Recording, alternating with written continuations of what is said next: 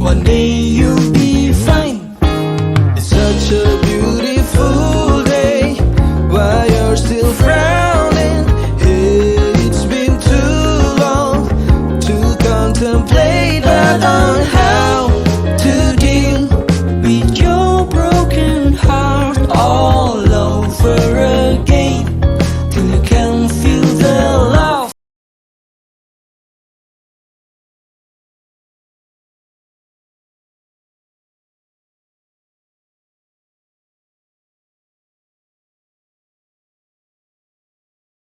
Ya udah, mungkin langsung aja ya Edo ya, jika mau nanya beberapa pertanyaan. Mungkin yang pertama nih, kapan Kak Edo pertama kali menyadari diri Kak Edo ini? Nggak perlu jika jabarin kan ya? Misalnya seperti ini. Iya. Setelah lulus SMA. Oke. Setelah lulus SMA.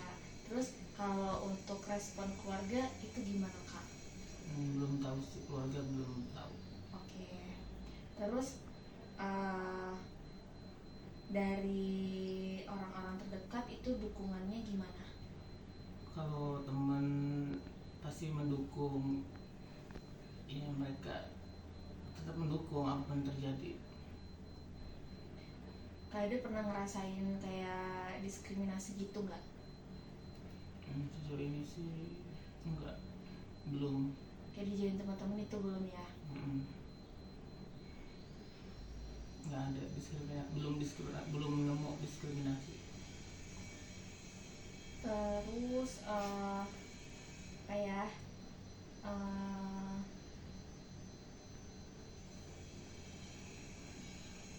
tapi kayak itu ada rencana buat ngungkapin ke keluarga nggak sih?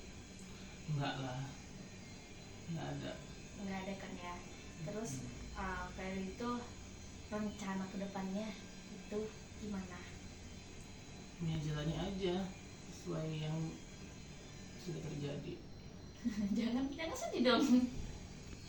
Jalani aja. Dan mungkin jika itu aja sih pertanyaannya kayak Hani, ada yang mau ditambah?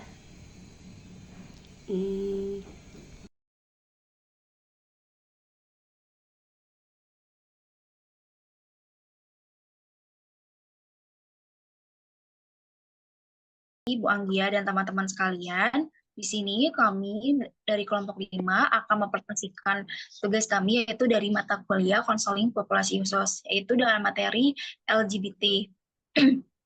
Sebelumnya di sini saya akan perkenalkan teman-teman kelompok saya, yaitu pertama ada Dea Zahra dengan NPM 2020 01 500 820. Lalu selanjutnya ada Ayu Puspitasari dengan NPM 2021 01 500 788. Lalu ada Cika Salsabila dengan NPM 2021 01 500 848. Lalu selanjutnya ada Raihanil Asifia dengan NPM 2021 01 50 1023. Lalu selanjutnya ada Alis Ardela, yaitu dengan NPM 2021 01 500 708. Lalu terakhir ada Panji Angkajaya dengan NPM 2021 01 500 731. Baik, selanjutnya yaitu teman saya akan membawakan materi presentasi kali ini. Untuk Rayani Alsifia, dipersilakan. Baik.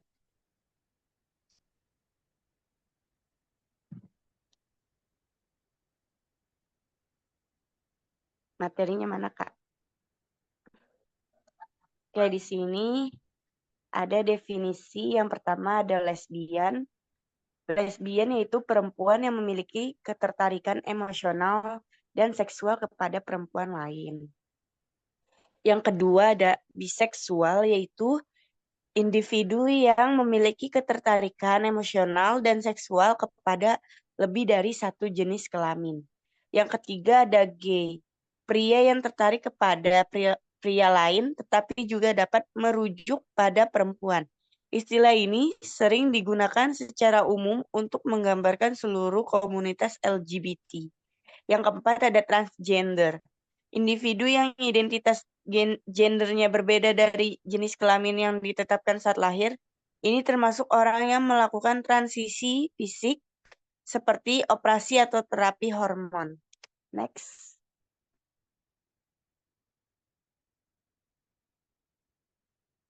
Di sini ada sejarah LGBT. Gerakan LGBT telah ada sejak awal abad ke-20. Tetapi mendapatkan momentum setelah peristiwa seperti Stonewall Riots pada tahun 1969. Peristiwa ini terjadi ketika pelanggan bar Stonewall Inn di New York City melawan penggerebekan polisi yang dianggap sebagai titik balik dalam perjuangan hak-hak LGBT. Setelah Stonewall, banyak organisasi dibentuk seperti Gay Liberation Front dan Human Rights Campaign untuk memperjuangkan hak-hak LGBT, termasuk hak untuk menikah, hak untuk tidak didiskriminasi, dan hak untuk mengakses layanan kesehatan. Selanjutnya ada perkembangan hukum. Banyak negara yang telah mengubah undang-undang mereka untuk mengakui pernikahan sesama jenis dan melindungi hak-hak individu LGBT. Misalnya, pada tahun 2015, Mahkamah Agung memutuskan bahwa pernikahan sesama jenis adalah hak konstitusional. Namun, di beberapa negara, diskriminasi dan kriminalisasi terhadap individu LGBT masih terjadi dengan beberapa negara berlakukan hukum berat untuk hubungan sesama jenis. Selanjutnya ada isu dan tantangan. A. Diskriminasi dan stigma. Individu LGBT sering menghadapi diskriminasi di tempat kerja, dalam pendidikan, dan dalam layanan kesehatan.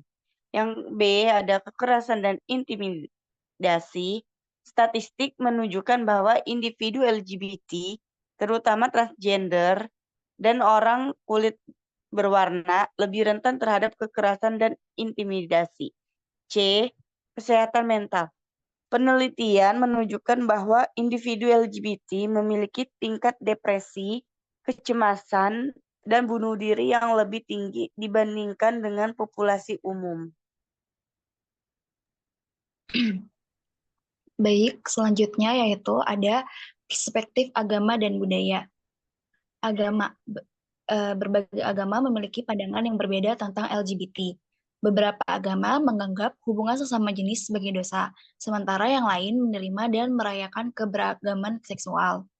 Lalu, di dalam budaya populer, representasi LGBT dalam film, musik, dan media sosial telah membantu meningkatkan kesadaran dan penerimaan.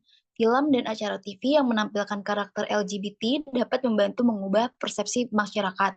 Namun, representasi ini juga seringkali stereotipikal dan tidak selalu akurat. Lalu, penerimaan masyarakat. Dalam beberapa dekade terakhir, banyak masyarakat telah menjadi lebih menerima terhadap individu LGBT.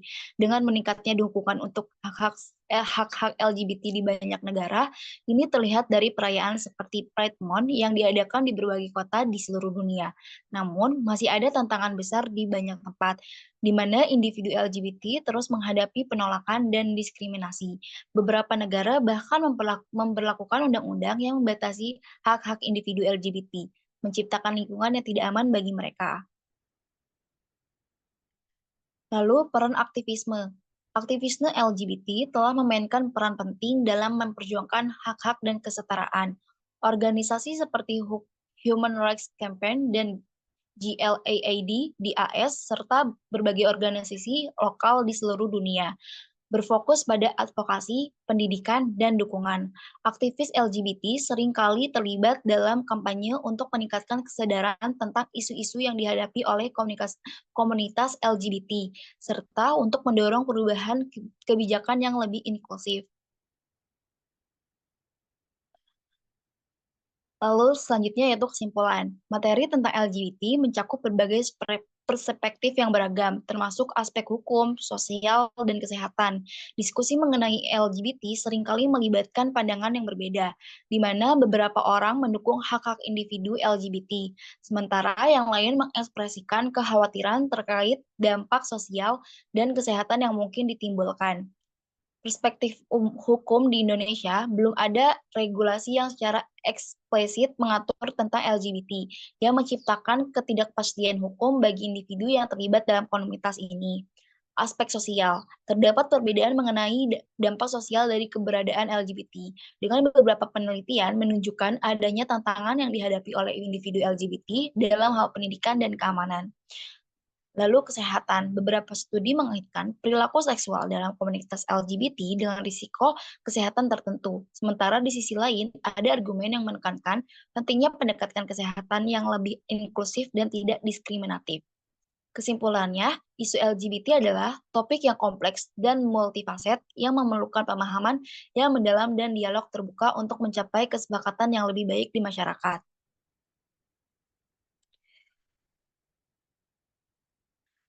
Baik, mungkin segitu saja materi dari kelompok 5. Setelahnya kami izinkan teman-teman untuk bertanya. Sebelumnya terima kasih untuk Bu Anggia dan teman-teman.